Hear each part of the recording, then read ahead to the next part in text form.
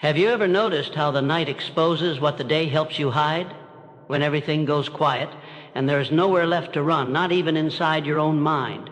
That moment when your phone is face down, the lights are low, and your thoughts finally catch up to you. That is not weakness, that is honesty knocking.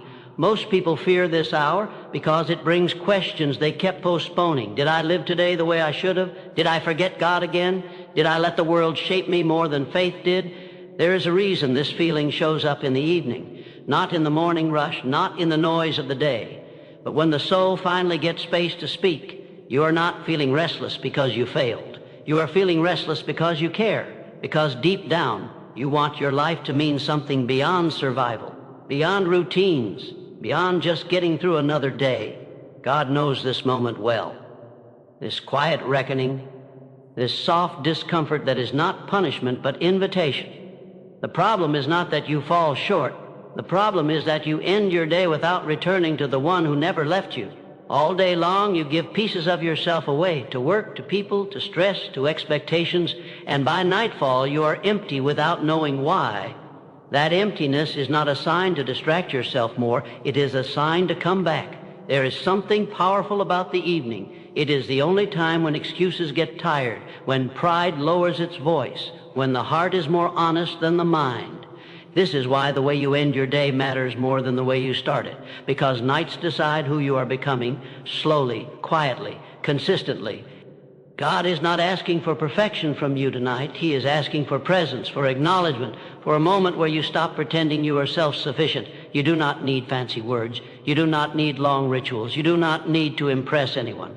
You only need to stop running. Most people think pleasing God requires grand actions, big sacrifices, public displays, but often it begins with something much smaller, something much more personal. It begins when you choose not to numb the night, when you allow yourself to feel what the day buried, when you admit that your heart needs guidance, not distraction. This is where change actually starts, not in loud promises, not in dramatic decisions, but in quiet alignment. The evening gives you one final chance to reset your direction, to soften your heart, to realign your intentions before sleep seals the day. And here is the truth most people never hear. God pays attention to how you end things, because endings reveal what mattered most. The last thoughts before sleep, the final actions before rest, they shape the state of your heart more than you realize. If you have ever gone to bed feeling heavy without knowing why, this is why. Something inside you wanted to return home, but you postponed it again. Tonight does not have to end the same way, not because you will suddenly become better, but because you can become more aware. There is a peace that only comes when you stop resisting God at the end of the day, a peace that does not depend on how successful you were or how strong you appeared. It comes from knowing you did not close the night alone. Stay with this feeling. Do not rush past it. It is not here to break you. It is here to bring you closer. That closeness you just felt is fragile.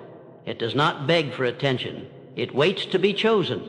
And this is where most people slip. They feel the pull, then reach for something else, a screen, a noise, an excuse to delay what their heart already knows, because surrender sounds easy until it asks for control, until it asks you to loosen your grip on the day you worked so hard to manage. You carried worries that were never meant to sleep with you.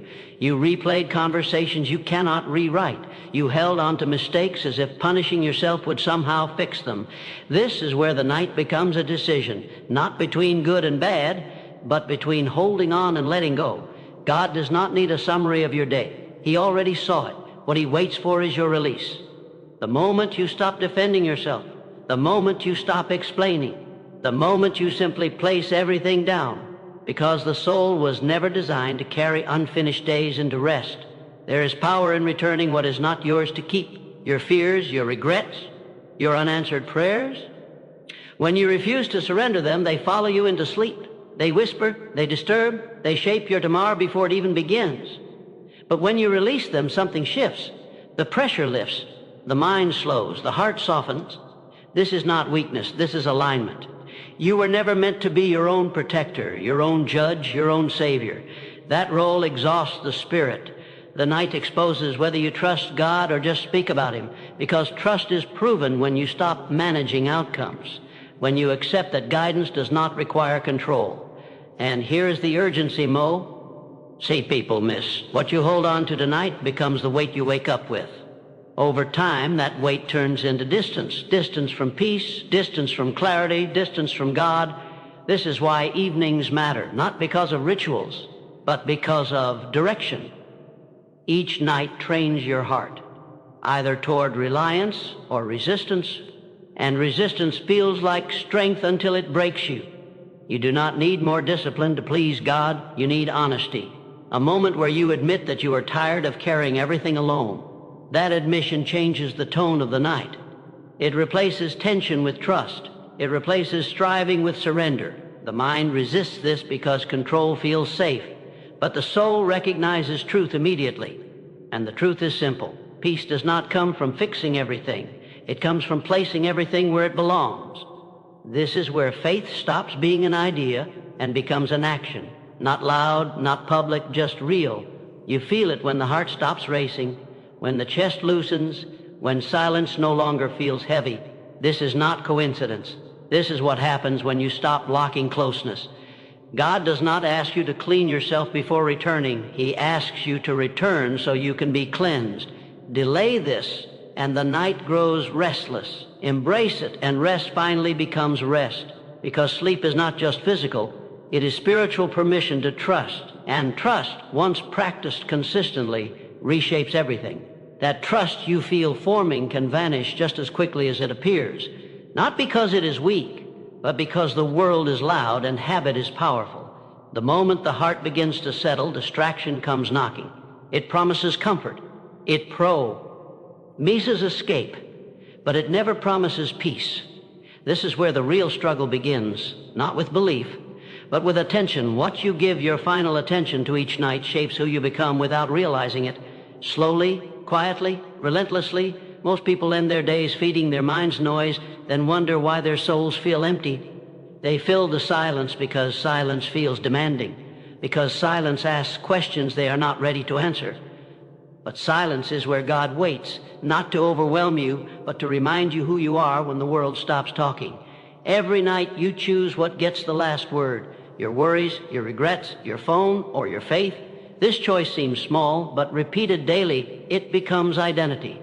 When distraction wins, the heart grows restless. When remembrance wins, the heart grows steady.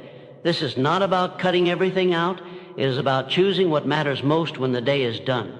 A few moments of awareness, a few breaths of presence, a few words that reconnect you to something eternal. That simple choice trains the mind to slow down. It teaches the heart that it does not need constant stimulation to feel alive. And here is where urgency enters. What you normalize at night becomes your baseline. If your nights are rushed, your days will feel scattered. If your nights are grounded, your days will feel guided. God does not force himself into noise. He waits in the pause you keep avoiding. This is why the habit of quiet remembrance matters so deeply. It interrupts the cycle of distraction before it owns you. Because distraction does not just steal time. It steals clarity. It steals depth. It steals connection. The more you avoid STI, illness, the harder it becomes to feel God during the day. Not because he left, but because your awareness grew dull. Stillness sharpens perception. It reopens sensitivity. It brings the heart back online. And once the heart is awake, something else begins to happen. Gratitude rises naturally, not forced gratitude, not pretend positivity, but honest recognition. Recognition that you were protected in ways you never noticed, that you were guided even when confused, that you are still here, still breathing, still invited.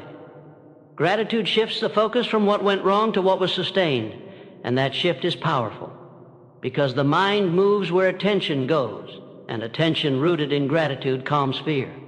This is where the night completes its work. The heart that began restless now begins to soften. The soul that felt heavy now feels lighter.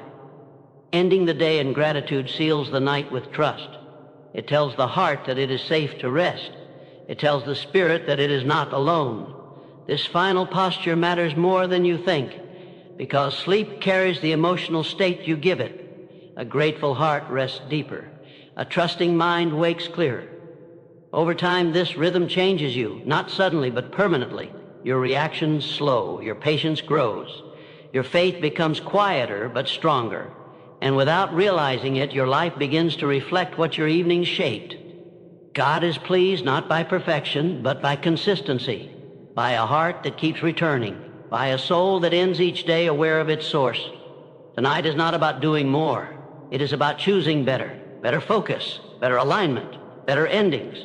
Because when you end the night with God, you wake up already, anchored, and an anchored heart does not drift easily.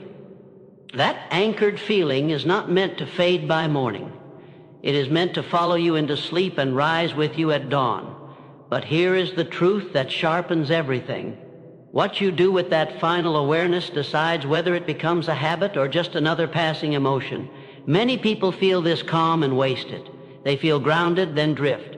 They sense closeness, then postpone commitment, because commitment feels heavy and comfort feels easy. Yet comfort never transforms a life. It only keeps it familiar. God is not moved by moments. He is moved by direction. The smallest repeated choice outweighs the strongest one-time feeling. And this is where the night becomes sacred, because the night does not ask for performance. It asks for intention. Ending your day with God is not about fear of judgment. It is about respect for alignment. It is about saying without words that your soul matters more than your distractions. This is where urgency lives, not in panic, but in clarity. Every day you delay consistency, something else becomes consistent instead. Distance, restlessness, spiritual numbness. These things do not appear suddenly. They grow quietly through neglect. But the same is true for closeness, for peace, for trust. They grow when you choose them again and again, even when you feel tired, especially when you feel tired. God pays attention to what you return to when no one is watching. That is where sincerity lives. When the lights are off and the world cannot applaud you, your choices speak louder than your words ever could. This is why evenings reveal who you truly serve. Your ego, your comfort, or your creator. You do not need to fix your entire life tonight. You need to end it correctly, because endings carry weight. They shape memory. They shape meaning. A rushed ending teaches the heart that nothing is sacred. A mindful ending teaches the heart that God is priority, and priorities, once set, begin to organize everything else. Your worries lose power.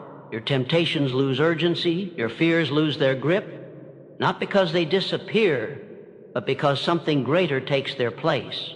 This is the quiet strength of faith practiced daily. It does not announce itself. It stabilizes. When you consistently return your night to God, your days stop feeling chaotic. Decisions feel clearer. Reactions feel softer. You stop living in defense mode. You start living in trust mode. That shift changes how you speak, how you listen, how you endure.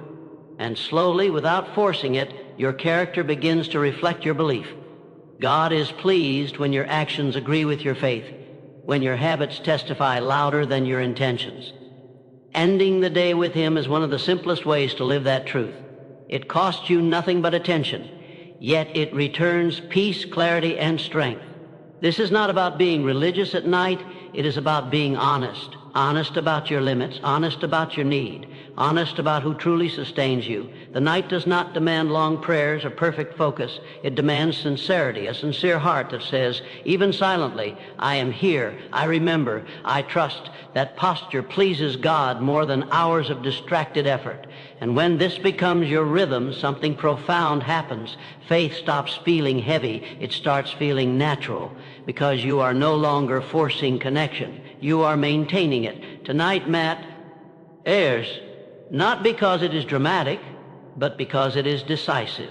How you close the day is how you teach your soul what matters most. Choose wisely.